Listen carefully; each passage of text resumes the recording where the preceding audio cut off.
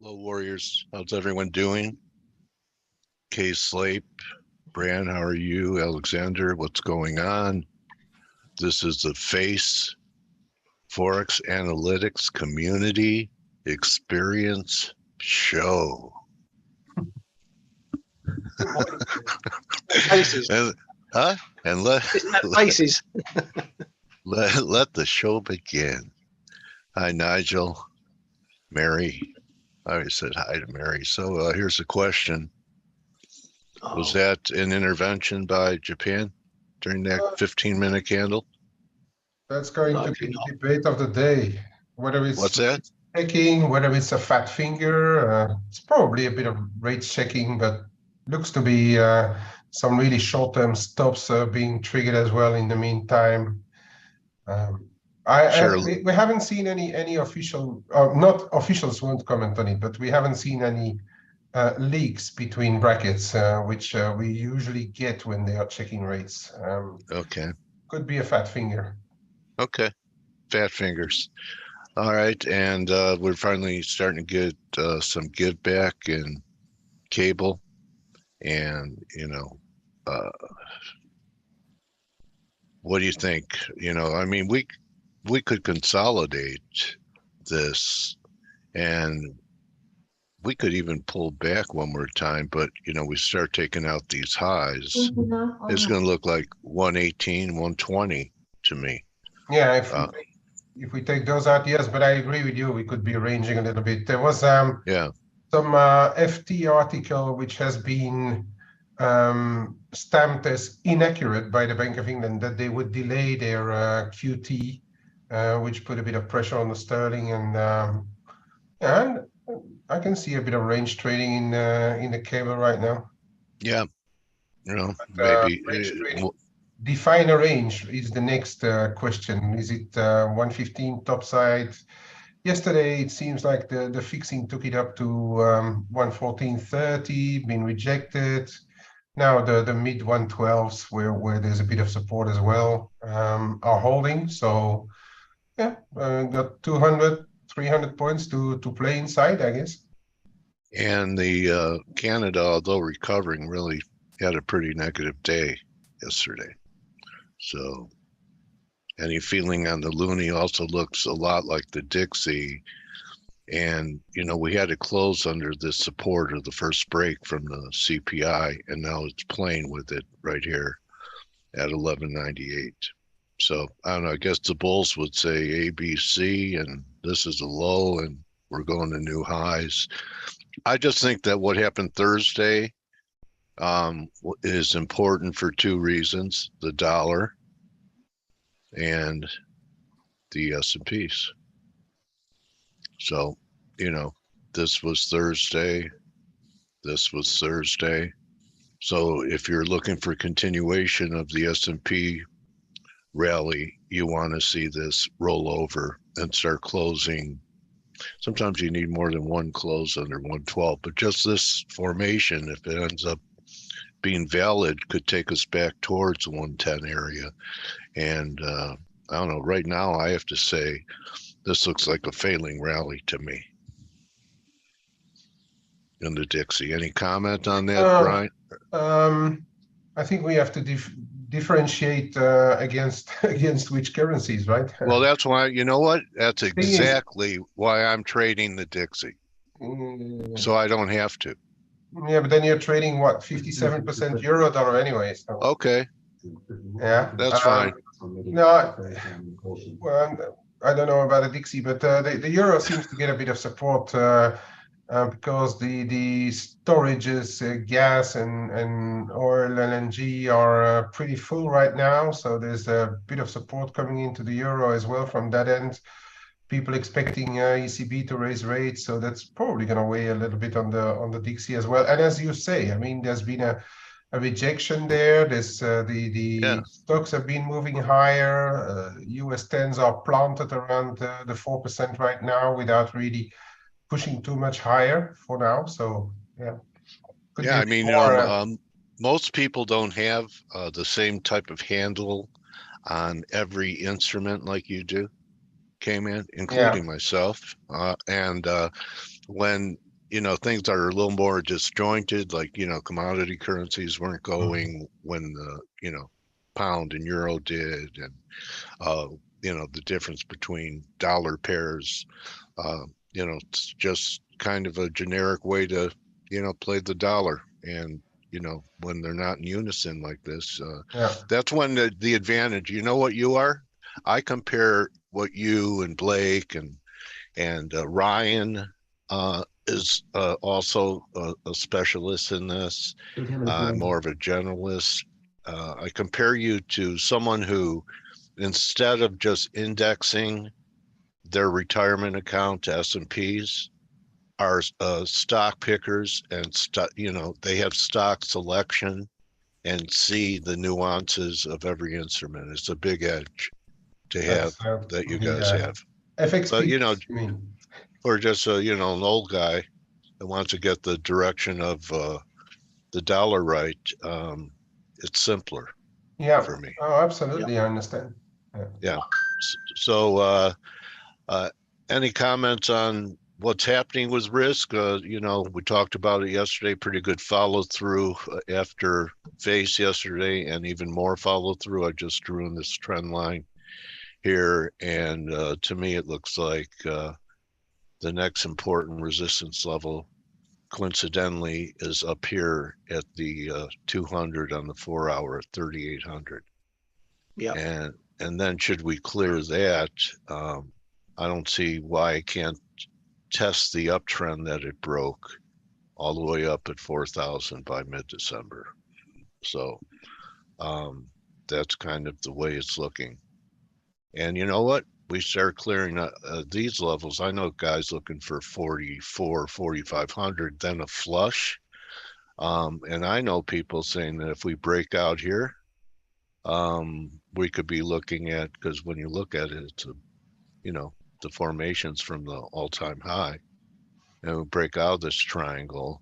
Yeah, we could have a false breakout and go to here and roll over, but you know, the last thing in the world the market expects is new highs by the spring, don't you think? Well, I was morning, guys. Hey, buddy. I was reading. I can't remember where it was at. The put call ratio was Oh. at extreme levels. Obviously, a record number of puts or something like that. So Yeah. it's you know, when the market goes one way heavily, and you know, options are leveraged products. So it's I think we're going to get a relief rally. I think that's what we're seeing, and I think that's what we're going to get. 3,900 first level. It could stretch towards 4,100, but I think 39 is a big level to clear first. But it feels like a short squeeze. It has all the hallmarks. Yeah, and the bear's eyeballs, they'll squeeze them so hard their eyeballs will be popping out of their head above here. And you know, I don't know about you guys, and I'm not an Elliotician, but I look at this, and for as much carnage that has taken place, especially with things that were crazy like SPACs and meme stocks, let alone they finally got, you know, they killed blue chips too. You know, FANGs got hammered pretty good too. But when I look at this chart, it doesn't look as bearish as people feel. It's almost like a grinding, you know, I mean, there was no real big swoosh yet in the market. I do think if we close under 36 a couple of times, we'll have the swoosh. But each time we were only able to generate one close under 3,600. And that's something I just started using, guys and people that, you know, are here listening, is wait for two closes instead of just one to go with the breakdown to have confirmation. And here's a perfect example. You know, if you just went with one, you got short on this breakdown and you got hammered, and then you got short on this breakdown going home last week, and boom. So just, I don't know what you guys do when you talk about closes or breakouts. Ryan, you agree with that rule, or is one enough for you? No, it's all about where we close when you get moves like that. You know, if it can't take out the prior low, like you say, you had the first low, second low beat it, and after that, it can't do it. You know, it's that's what you look for, that sort of price action. You know, if you make a low or high, the next question is, well, can you beat that low or high? And if you beat that low or high, then the move remains in play, whatever phase it's in. But if it can't, that's when you start to think about a turnaround. Okay. Gold gave up almost everything yesterday. Still, I don't know, looks Aussie to me. I think I've heard targets around 1590 to 1500 in the gold. And it flies in the face. Jim Wells sent me a recent COT. It's a very bullish COT setup, but maybe they just have to flush people one more time. And then silver, you know, it always clears up, you know, after the fact, but, you know, we had one attempt, new low, diverged. Second attempt was even stronger, and I bet Greg, if we get down here, we'll call it an ending diagonal. So I think that's a possibility here, that the silver flushes one more time, and that I think that's going to be the time to back up a truck. And we have James Henry Anderson, who you know, is a big guy at a physical firm and really has his pulse on it. So we'll get some answers about the precious metals today. But I just, that day that the dollar was peaking and selling off pretty hard, that was, you know, after the CPI, and all silver and gold could do was recover. I think it was this day. I knew there was something wrong here. They're still underperforming. Definitely underperforming, yeah. They're underperforming the euro. How about that? I mean, you look at the euro and it took out these highs, and gold didn't take out these highs. So even with dollar weakness, and you know, we're off the high by almost 300 pips, and the metals are threatening recent lows. So I, you know, and that's exactly what I was looking for, to give the metals jet fuel and really get the metals going, was going to be a break or peak in the dollar. And so far, that doesn't seem to be the case. Looks like you have a peak in the dollar and the metals still flush one more time. I think sorry to interrupt, Dale. I think they're driven by yields still, and as long as 10-year US is still flirting with a breakout, still at 4%. If that happens, there's no way metals are going to resist another flush lower. So I think that's what's driving it. As long as yields are not dropping significantly, they're you know, they can't get any strength. At least this is the kind of immediate reaction of the markets, right? In the long run, yields have gone up and have gone down. For me, I've said it so many times, for me, the driver of metals and of all other, you know, real assets that have some use is the changing money supply, because they're denominated in dollars. You know, when the balance sheet of the Fed goes from 1 trillion to, you know, 20 or whatever it is, you know, the debt goes from 1 trillion to 20, and you still have the same amount of these assets, they have to reprice unless their usage gets, you know, changes. So the immediate reaction is yields up. Oh yeah, let's smash metals, because that's how it works. But then obviously in the long run, we're all dead. I know, but in the medium term, things find their way. Yeah, and you know, we still are at negative yields, aren't we?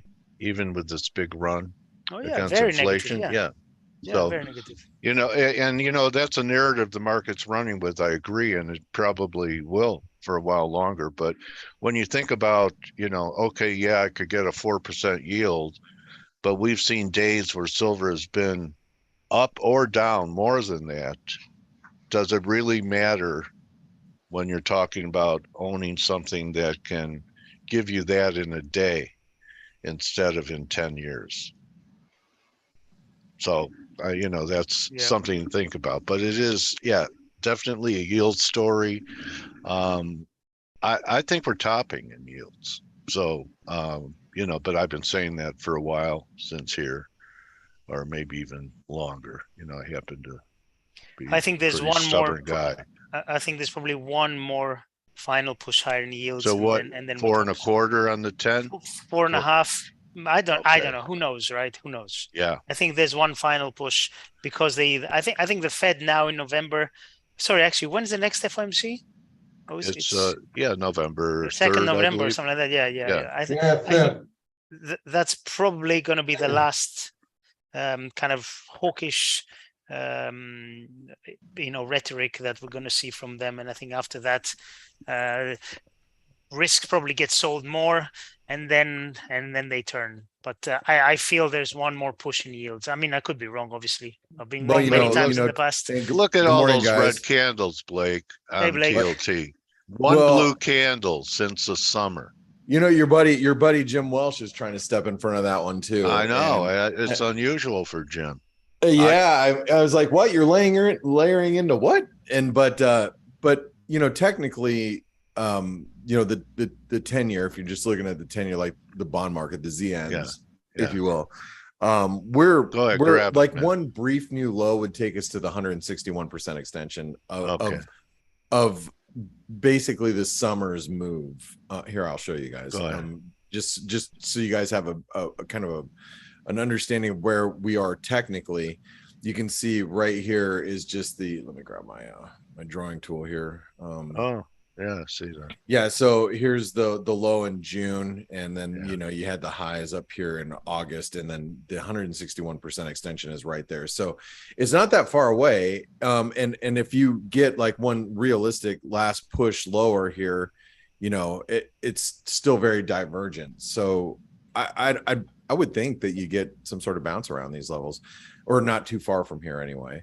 But is that going to happen? And I guess I should ask you guys, do you guys think that's going to happen when you have the stock market squeezing? Because, I'm seeing a lot of people stand in front of the stock market rally as of yesterday, even people in our community, thinking, no, there's no way we're going to rally. But we did create a false breakdown. And, I know we've been talking about 3,900 here, since last week before we made this little false breakdown. But I do think that there's a risk that we, come back and retest, some of these levels, possibly even higher. I mean, 4,000, as you can see, is 161% extension of that false breakdown.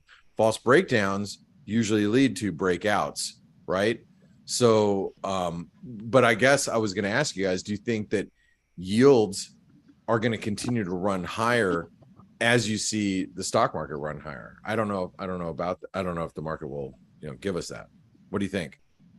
I don't think they will concurrently, no. So if we do get a squeeze in the stock market, then definitely that's going to put a downward pressure on yields. Yeah. How about Ryan Kman? What do you guys think? Yeah, it's a difficult one, isn't it? Because there's so many detached correlations at the moment. Now you think that a pullback in yields is good for stock. Well, what's good for stock if the US is heading into recession? The Fed, everyone's waiting for the Fed to top out, and then they want to trade the reverse. But the Fed have told us they want to sit high for a while. So if we start hitting a Fed top and the US economy goes backwards, is the market going to start pricing the dreaded QE again, and that gives stocks another lift up? Yeah, it's all very messy. Yeah, isn't it? It's a good point. Hey, I know you guys talked about this a little bit earlier, but what's up? What happened with the yen overnight? Just so everybody can see this, and I want to be very clear here. And I know you guys might have. I think Kman might have been talking with Dale about it as you guys. Yeah, he thought maybe a fat finger. Oh, is it a fat finger? Okay. Well, no one knows. So basically, no one knows. Steve trading, right? No one knows. I mean, okay. So there was no like the concrete, like, oh, here's the BOJ is checking rates, and it was exactly the same as last week. Remember, and I was on the morning edge with you. Yeah. Exactly the same as that. So just so everybody can see this, it was the 161% extension of the actual intervention, which is, like you see when there was that intervention a couple of weeks ago. 161% extension took us right to today's high. So, which is really strange, right? Also, it's the upper end of the wedge that, if you watch the week ahead video, these are levels that, I was looking for. But we're here. The question is, do we stop or do we just start to accelerate higher? I mean, one of the things that scares me right now, because we sit here and look at the yen and we're like, well, it's not just about the dollar yen. And you're right, it's not just about the dollar yen. But if you look at like the euro yen now, here, let's go over to the euro yen. Euro yen's breaking out, right? Big resistance. Sterling yen, the 618 retracement on a weekly basis. The Canadian yen just actually started to move higher. Aussie or Kiwi yen, Aussie yen, they're bouncing. But I mean, you're seeing even a breakout in the euro yen, which, I mean, when's the last time the euro yen's been at these levels? So, is this yen move because it's the yen across the board? Do you think it gets the attention more of Japanese officials? What do you think? What do you think, Kman? Well, yeah, that's what I was said exactly. I mean, the fight for the MOF is not the dollar yen only. It's all the other central banks are raising rates, and Bank of Japan is keeping its hands still, and the Japanese government is putting more and more stimulus plans in place. So it's a tough fight for the Ministry of Finance. Yeah, we were looking at this 149.30s level. So we're still wondering what happened. So our base case was for a gentle phone call to the Japanese mega banks and putting dollar yen a big figure lower. But as I said, we haven't seen any leaks. Usually when there's rate checking, a few minutes later, it comes out on one of the wires somewhere, whether it be Twitter or Reuters or Bloomberg, finger on the pulse. But we haven't heard anything. So if I was a BOJ, I wouldn't own it. It was a pretty ineffective intervention if it was compared to the last one. It's almost, if that was an intervention. Yeah, but that's why I'm didn't last I don't too think long. It's been a real intervention. Okay. Well, it's hard to say, but and also I don't think the MOF is particularly watching the 161.8 extension of their. Oh yes, they are. No, they watch FA.E.E. Of their range. You think all the so? central banks watch FA.E.E. every day. Oh, in that sense, yes. They're using a right. protractor. They've got ForexAnalytix on all their, Exactly. Okay, so I'd better shut up and not speak Japanese then, because they might recognize me. All right. Yeah, it's interesting. The level is starting to get interesting. I have this wedge thing. To me, there's another line which comes in around 150.30, and the 150.30 is also, if you take the intervention and then you take the triangle. If you take the width of the triangle, the height of that triangle, the intervention, and you add it on to where it broken, you end up around 150.30, and I think that's going to be an interesting one for two reasons. You've got the well, first of all, the level, and then you've got the 150 big psychological level. So there might be like a stop run just through there. And then a bit of a pause or reversal. It's just around one, right there. Yeah. Well, I'll tell you, these are very interesting levels. But you know what? Last night provided us a lot of great levels to reload. I mean, one of the pairs that I think is a great value down here is the Aussie, and I bought it soon as I got up. And I'm like, man, this thing is not pulling back. And I think above 163, 65 is where we start to get a pretty massive short squeeze. And by the way, let me stop really quick and just say that here, this is the ForexAnalytix chat room. This is the trades room. So if you want to come in and see, like, oh look, this is me at literally an hour and some odd minutes ago. There we go, adding to my core sterling longs, sold dollar oops, I didn't mean to do that. Sold dollar Norway at 1056, which was 500 pips ago, which is not very, not real pips, like dollar Norway is calculated a little different, and started Aussie dollar long below 63 cents. I mean, if you want to know, where I'm buying and selling stuff, that's and not just me, it's obviously the rest of the community. But the reason why I show you that is because if you guys are in the trader funding program, you get into the ForexAnalytix community for a period of time. So this way you're not like on your own trying to pass an assessment. You have ideas from not just myself, but from other traders in our community. And, you can see how active our community is. There's Kman. He was just speaking. There's this chart. So Kman, tell us about this chart that you posted with the Kiwi. Yeah, so that's the Kiwi. I've got this trend line just around here, 57.05. I have the same chart drawn. Mine's just a little, you could see it a little bit clearer here, but it's this one right here, the black one. Yeah, that's the one. Yep. It's been rejected a fair few times on 3 times, on several attempts. So if it goes, there may be a bit of a push there. You know what's interesting about that? I'm gonna stop you there, and I'm gonna go out to the weekly chart, and well, actually the daily chart's probably better. So here's the daily chart. So this is that previous descending trend line, and Dale loves the throwovers, right? You get throwovers, but you also get throw unders, right, Dale? Yeah. So you have this trend line that has really rejected us, and it the last time we rallied and we had this bear flag setting up, it rejected us there.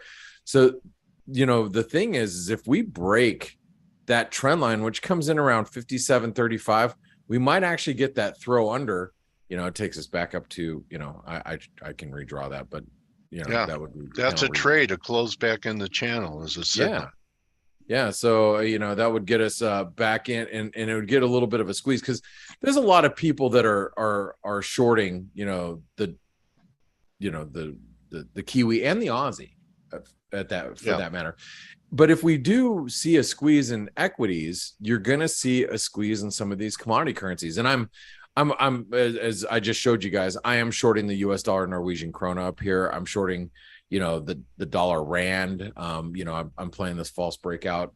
I'm already short this thing. So this is how I'm playing the market, and I think the Kiwi would be ripe for a squeeze. And on top of that, one last thing I'll leave you guys with, and do we have any data coming out today that I got to cover? Anybody? No. Okay. Not so important ones. The Aussie Kiwi, which has been a great short. I'm going to show you a chart that has been on the trade-off with the Pepperstone show that I do with Chris Weston. I'm going to show you this chart really quick, and this is really interesting. Let me find it. I got way too much going on here. Let me pull it up this way. This is an interesting chart. Take a look at this daily chart and look at every time the daily chart goes, the RSI goes overbought in the last, year and a half, since 2020. Every time we get majorly overbought in RSI, it's a short. And I shorted the piss out of this thing, at 113, because, the Aussie Kiwi, I tend to trade pretty aggressively because it's not the volatility is not super high. So I tend to get a little bit more aggressive as far as size goes. I was short, just around the 114 level, and I rode a lot of it out all the way till this channel support. But as you can see now, the Kiwi is actually really strengthening. The Aussie Kiwi is breaking down, and because that's happening, it's going to keep some extra upside pressure on the New Zealand dollar. So it's going to make the Kiwi dollar's life a little easier on these rallies, even more so than the Aussie. And ironically, I'm long the Aussie right now, and I should be long the Kiwi. So I do that all the time. I know, it's like, dude, what was I thinking? But you don't think about that at the moment, when you're not all the time. But anyway, why, God, why? Anyway, hey, we got just a few minutes left, while you guys are here. And if you guys have not registered for the Trader Summit event, it's free. And speaking of the trader funding program, we're giving away two $250,000 assessments. So that's $2,500 each worth, right? Yeah, each one costs $2,500, and we're giving 2 of those away registrants, and plus 2 registrants will get iPhone 14s, which are like $1,200 a piece. So there's a bunch of free stuff, but more importantly, look at those handsome speakers. Oh my God, those guys are handsome. Just kidding. But look at all the like speakers that are coming on. Really, really great. Actually, I would think this is actually our best event that we've had yet, with the quality of speakers. Jim Bianco is going to be here for the first time. Jeff Snyder too. Macro guys, Rohit. He's going to be, first time he's going to be here. Mark Ritchie, who works with, Mark Minervini. So really, really good groups. And remember, it's free to register. You attend whatever ones you want, but you'll get all of the recordings. So make sure you guys do register for that. I'm going to put it in the chat box. Last thing for you guys. Anything you want to leave the traders with? I just talked a lot for the last. Oh, Ryan, you put it in there. Thanks. Yes, any last minute things that you want to mention before we're going to pass it back over to Dale? Nope. That's it, huh? Hey, how's the flow show going? Is you guys flowing? Yeah, we's flowing, mate. We's flowing. You guys flowing in the flow show? People keep doing stuff in the middle of the flow show. We get the Bank of England intervening. We get the dollar yen moves this morning. Everyone seems to target the flow show for action when we're right in the middle. It's prime time, and they're watching that show. They're all watching it. They're all watching it. They think, right, these guys aren't on their trading screens. We're going to hit them. That's awesome. Well, it's good to have action when you guys are actually doing those live events. And remember, those are free to attend every day. So if you want, Ryan, Stelios, and Kman to help prepare you for your trading day, make sure you're there. And with that being said, Dale, I'm going to pass it over to you. I'm sure your guest is here. So you guys have a great day of trading.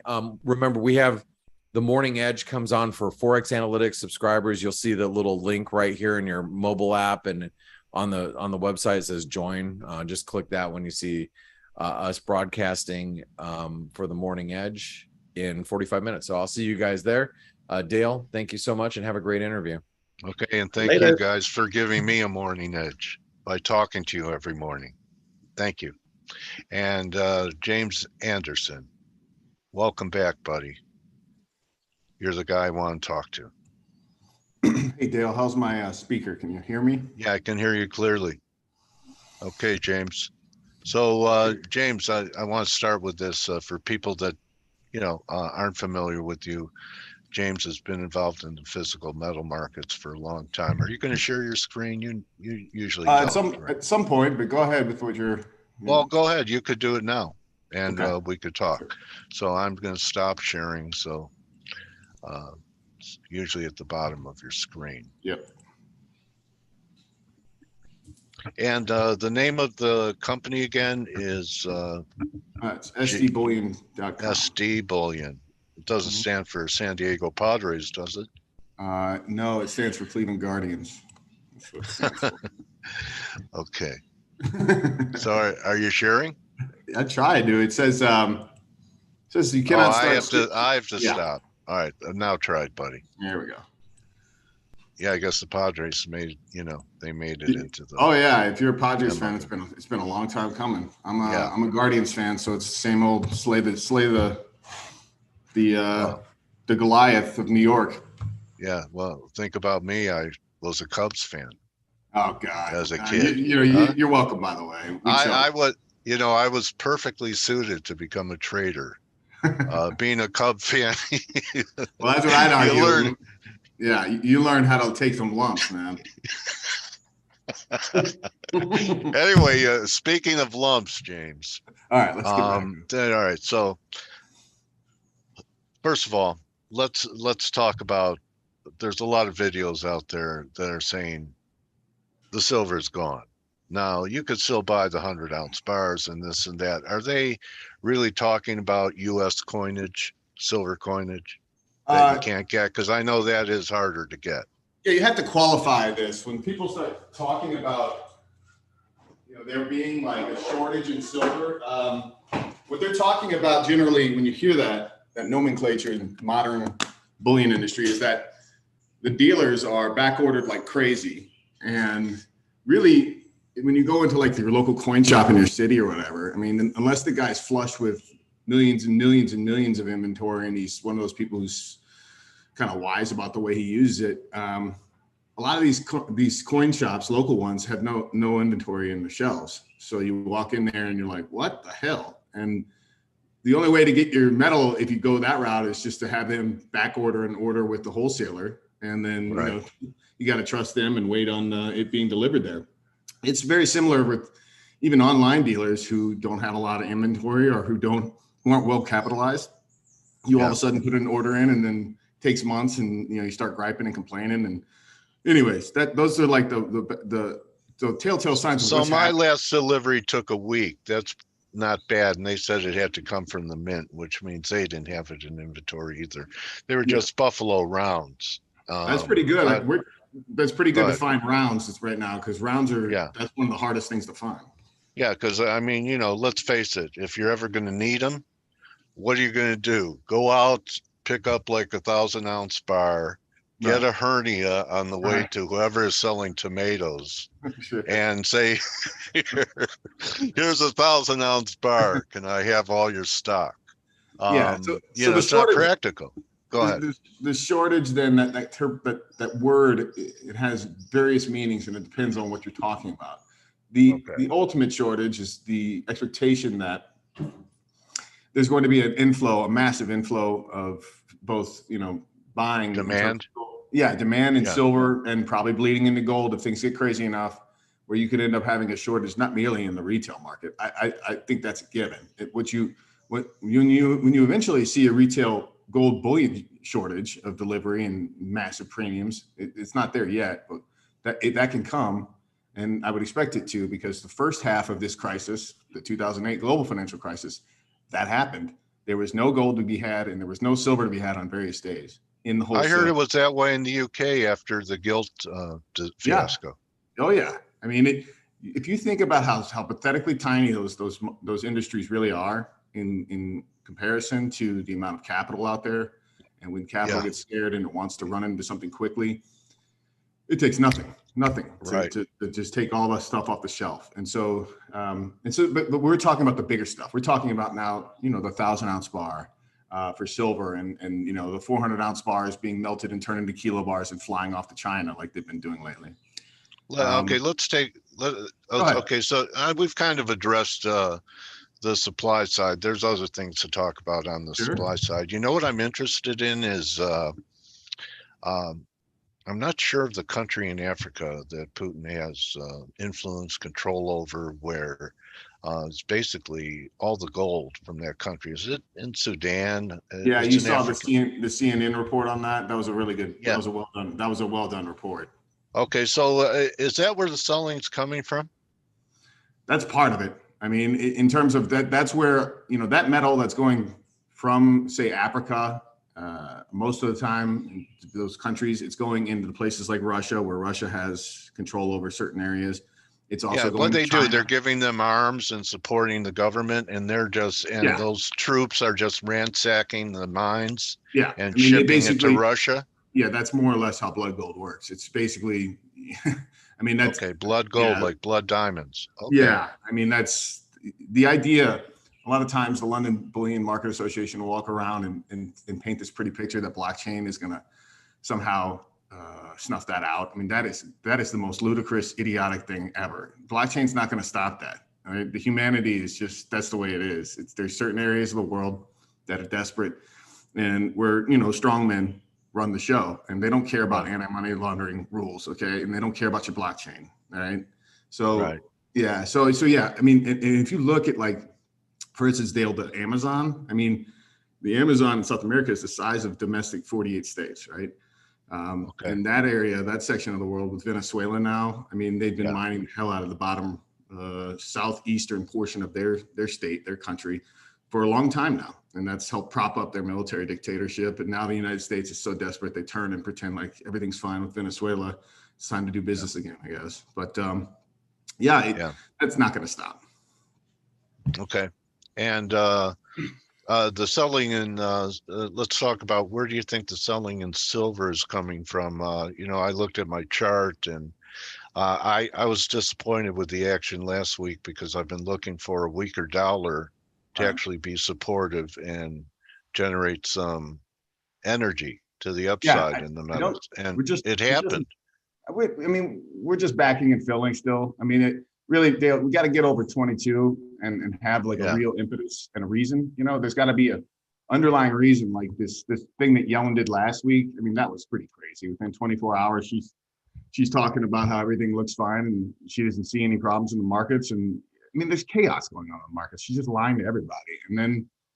So do you think it's all about yields then? I mean, yeah, it's all about the fiat Fed. I mean, the U.S. dollar is running the show. It's been running the show all year. Yeah. You know. So yeah, that's still in play. And so. Well, then why, when the fiat dollar weakened, and it's off its highs pretty good, James, here, but you know, about 300-400 points. Yeah. Why is gold and silver selling off with a weaker dollar here this week? Just go and look at the comics. I mean, go and look at that. That really dictates most of the price action day to day. And go look at the what's happening there. The volumes are pretty low. How strong are the longs? I mean, what you really need is the long side to really get aggressive and start and have a reason to get aggressive, knowing that they can momentum trade it up to 26 and take profits, et cetera, right? So, yeah, that's coming. It's just a question of impetus. I still think the reason's got to be the dollar. Yeah, I do too. I think Dale, it's when you look at Exeter's pyramid, John Exeter's pyramid, the upside down pyramid, it's always been the very bottom pinnacle is gold and everything still rests on that underneath. And that, you know, above that is the fiat US dollar. And it's still pretty powerful. As much as people want to doubt it, the system is still strangling basically the financialized. I mean, we are in the most financialized system globally of all time, right? I mean, the financialization, it's still dictated by the US dollar mainly. And so it's not surprising. Ultimately, though, you know, the US dollar fundamentally, if you look at it, it's you know, long term, it's bearish. So having gold and taking advantage of this short-term weakness is the play. And if you're very aggressive, then you can use silver as well. Okay, and what do you think about the ratio? You know, we failed from the 50% level and sold off under 83 and then came back. We're still under 50%. I know last time you were pretty much bullish the gold silver ratio and felt that gold was going to lead it, but that was a pretty big turn that we haven't negated yet. Have you changed your view on that? Yeah, I saw it pop to 90 last week, and I'm not sure if it's still there. You know, in the short term, it could go higher. Again, it could back and fill. I'm sure if I looked at the chart, it would look like it could back and fill even higher still. Okay. And you know, the gold silver ratio is important in the sense of knowing the overall medium and longer term direction that this could go. And when you look at that chart, I may as well just yank it up since we're talking about it. It looks like it's on a downward trend overall, but it could fluctuate and take forever, you know, in doing so. But that spike up to 130, you know, during the COVID era, that was absolutely never see insane. that again. Yeah. I don't think so, unless the entire world falls down a derivative imploding, you know, nightmare. It's unlikely, right? I mean, look at that, and then just look at that channel it's creating, right? I mean, that channel it's creating is calling for something like this when it finally does go bullish for silver back toward 50, right? Yeah, I'm thinking that, you know, 40, 45 is a possible count. Yeah, because I mean, look at how stupid it gets when it starts going. I mean, it can go really aggressive, right? In 2010, 2011, it just falls off a cliff back toward like 30 low. And for me, the long term for this, you know, silver and gold bullion bull market that's the target. I mean, once you get near there, you know, if you're someone who's bullish in silver or whatever, you need to take profits, right? You need to start taking some money off the table and looking for other things. Well, that's when you sell your silver and buy gold. You could do that. Yeah. I mean, if you have a good relationship with your local dealer, that's not a bad play. It gets a little complex if you're dealing in bullion because of, you know, capital gains and all the other things, but it just depends on how you play it. You know? Okay. So let's get back to supply. You were showing something about open interest. I was reading something about Well, it was about the lowest amount of silver in the warehouse Oh yeah, registered. This guy Michael, he's been putting up these charts. Michael Say 98 on Twitter. He does a really good job. He's a good follow because he follows the COMEX silver flows in and out. He follows the London warehouse flows in and out. He makes really simple charts. So if you follow him, it'll pop up on your radar every day. He also follows one of the other competitors that we compete with, which is one of the largest retail dealers. And he's got algorithms looking at it on a day-to-day basis. So he can tell just with his algorithms on a day-to-day basis and their inventory numbers, how good their sales are versus how long he's been tracking it for like 2 years now.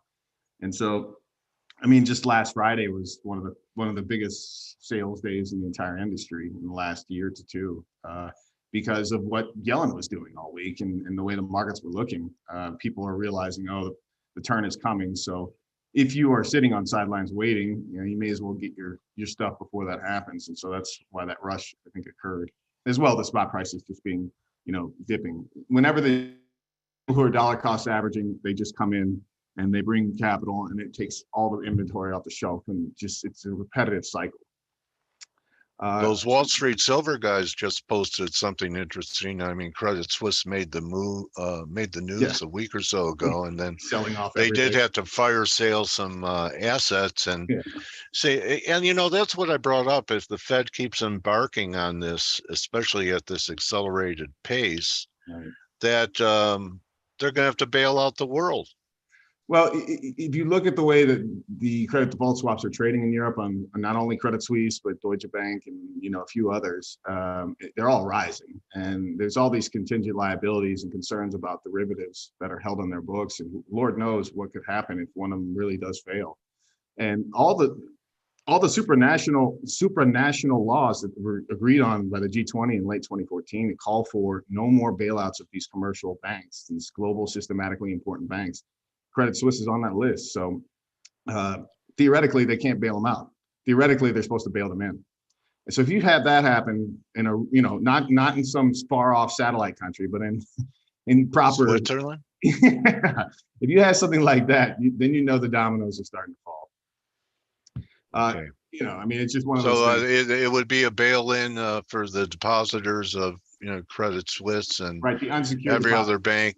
And maybe in the U.S. it has some type of exposure. You're right. You think that is the worry, right? Is if they have, because in those laws, it's the winning bettors on the other side of the derivative trades have their first in line creditors, even ahead of their highest creditors that own their bonds, right? So in a bankruptcy proceeding, they're going to be first in line. So whoever has the winning bets, so it's one other commercial bank could take them over and get them for pennies on the dollar, right? That's basically how that works. So yeah, anyone who's an unsecured deposit holder there, I mean, you've seen headlines of wealthy individuals flooding out of Credit Suisse, understandably so. And so yeah, I mean that is happening, and it looks somewhat similar to 2008. It just keeps creeping and getting escalating and getting louder and louder, and then one day, bam, somebody fails. That's just the way it works. And everyone thought it'd come out of, the weakest part of the European banking system is Italy. Right. And yet it's coming out of what would be considered the safe haven of Europe. Yeah, well, that's what happens when you, for the last 12 years, you use mark to model and you basically say, general accepted accounting principles don't apply anymore because we're in a crisis. And so, yeah, I mean, you basically just make up anything. This pile of dung over there is worth this, and you just put that on your balance sheet, and everyone says, okay, and they just look the other way and keep going. And then one day when you say, no, it's not, and this bankruptcy is real, that's just kind of how it works. So yeah, I mean, overall, what you see in gold right now, just so you understand, when there's a movement that happens in gold that's typical. When the price falls off like it has this year, the spot price, a lot of the ETFs have major sales. The algorithms sell off. You have massive amounts of GLD and IAU being sold off, et cetera, et cetera. And what ends up happening is a lot of the gold gets pulled and yanked from those exchanges and moved to Switzerland, typically re-refined into 32.1507 ounce kilo bars, and then shipped off to China a lot. And so what you see is the Western paper holders selling and the Eastern physical buyers buying, and then there's huge outflows of gold that happen. And so we've been seeing a lot of that lately. China, India, Turkey, those have been the main buyers. And just overall, that's been the case really since the global financial crisis. I mean, since the global financial crisis happened, and in 2009 when Tim Geithner went over there, I'm sure China told him, we have too much dollar exposure and we're concerned about you devaluing the dollar. And so they probably came up with a tacit agreement to allow them to swap a lot of those dollar IOUs into Western gold. And that's what happened. Massive amounts of Western gold flowed out east throughout the 2010s. Yeah. And so that's why you had just a huge amount of gold that went to China and India. And obviously Russia did a lot of buying as well. What did you make out of the story about the Vatican repatriating all their assets to the Vatican Bank? I think it was that they had to be there sometime by, I don't know, late September or something. It was actually a papal decree to do so. Do you know about that? I did not see that story. Okay. But we'll talk. Let me know later what you think about that, because they probably have pretty good information sources. You would think. Don't you think? You just go right to the Lord. And you're talking about one of the most powerful organizations if they chose. Yeah, to. I mean, do you think the Vatican is a stronger bank than Credit Suisse? Oh, who knows what's actually on their books? But I mean, they have billions of people. They've been in business a lot longer. Yeah. Anyway, lowest level on. Okay, so this is in London. Yeah. Okay, and this is silver or gold here? This is silver, and this is an important. This is an important thing to watch. There is going to be a squeeze. There's got to be. It's not if, it's when, isn't it? With all these fundamentals. Precisely. That's the point. And people get very cynical because they've been beaten down in the 2010s. Yeah. When the financialization was still in full on control. Yeah. They've been beaten down in the sense of, they'll just control the market forever. That's not how that works. It's not how that works. Yeah, I get that all the time when I'm bullish from people. Yeah. Right. I mean, it's like going back in the 1960s and saying that, like, oh, gold's going to stay at 35 forever. And, or coming back to 1975 and gold's at $100 and throwing the towel. And, there's been so many times where people do that. So you have bearish sentiment and you have low supply. Mm-hmm. That's a combination. If we go to 1650 and let me just share before we wrap up here. I just want you to take a look at this, James. Okay. So go ahead. I'm going to share this silver chart here. It's a weekly. And last week when I became disappointed with the action in silver after, couldn't rally with the dollar weakening, I bought this first break to 19. I got long here, was a decent ride, just like this was a decent ride. But what you're talking about getting worn out, I'm starting to feel that, because I thought, well, maybe 2 drives were enough and we're going to go. And it didn't happen. But now it looks to me like this is a magnet, just enough to flush out the longs that tried it here, just like from here, it was enough to flush out these guys. Right. And now we get one more to take out these guys. And you already have only 20% bulls in silver. Yep. So if we do this, I'm a buyer. Yeah, that's highest probability, what you're showing me, is it going down. Yeah. It's like, so I mean, 17 is the floor of late. And so no doubt that would be the time to buy and at least go for some rips.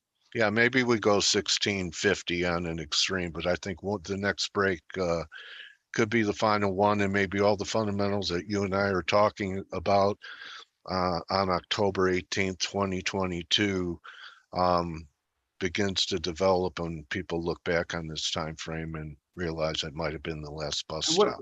One other thing we didn't even talk about was last week, when you saw European Central Bank and the Swiss National Bank on the New York Fed data needing US dollar swaps. Like 10 billion went to Switzerland. What do you think that's for? X billion. That's what I mean. X billion went to the ECB. I mean, there's problems in their banking system, and this winter you could literally have a bankruptcy in the banking system. I mean, it's a huge domino that could fall. And so this short-term stuff that we're talking about, Dale, is cool for someone who's trying to make a short-term profit or a trade. But if you're looking at this on a longer term perspective, I mean, we're getting up to it. We're getting up against it.